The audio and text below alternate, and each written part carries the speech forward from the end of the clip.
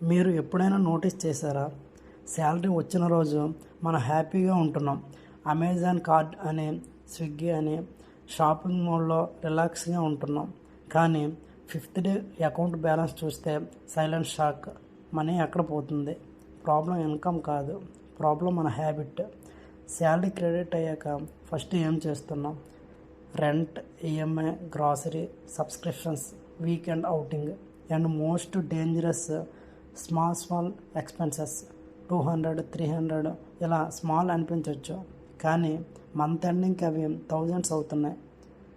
Rich mind set simple: first save, తర్వాత spend. Middle class mind set reverse: first spend, మిగిలింది save. Usually మిగిలింది zero. Difference శాలరీలో కాదు, సిస్టంలో ఉంది. నెక్స్ట్ మంత్ నుంచి ఒక స్మాల్ చేంజ్ చేయండి. శాలరీ వచ్చిన 24 అవర్స్లో మినిమం 10% సెపరేట్ అకౌంట్ ట్రాన్స్ఫర్ చేయండి. అది టచ్ చేయకండి, అది ఇన్వెస్ట్ మాత్రమే. మీరు 5 years తర్వాత మీ ఫ్యూచర్ సెల్ఫ్కి థ్యాంక్స్ చెప్తారు. వెల్త్ అంటే బిగ్ ఇన్కమ్ కాదు, స్మాల్ డిసిప్లిన్.